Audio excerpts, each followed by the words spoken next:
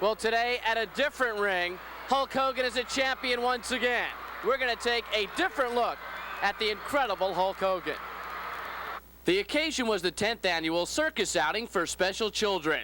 Hulk Hogan served as the guest ringmaster for some 18,000 handicapped youngsters.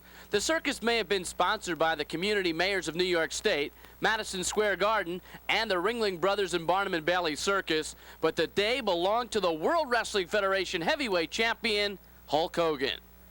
Hulk, what is it like dealing with these youngsters and having an opportunity to be the special guest ringmaster? I tell you, it's really an honor to be here with these special children from the 5 boroughs of New York. You know, these kids are less fortunate than I am as far as physically being capable to carry on in life. But after being with them today, at first I felt really bad, but after being with these kids, they're full of life, man. They're really full of life, and they just enjoy seeing me, which makes me feel great because I know I've got some wrestling fans out there today. Plus, the policemen, the community mayors, and everybody involved with this thing, I think they're doing a heck of a job of taking their time and working very hard for nothing to make these kids happy, and they have really done it today. You were picking up 2 of the youngsters earlier. Can you describe your emotions when you were doing it?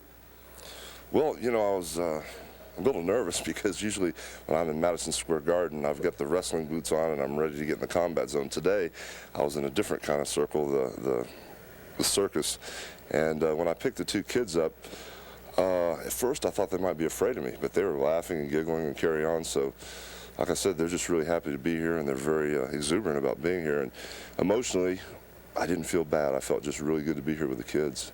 Do you feel it's important for an athlete to give back, per se?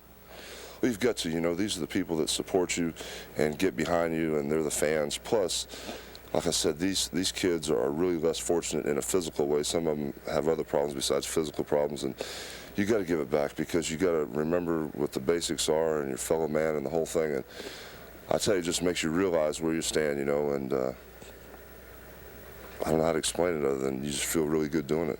Was it a rewarding and satisfying experience to hear the youngsters, the crowd, cheering for you in a different context, in a different type of ring?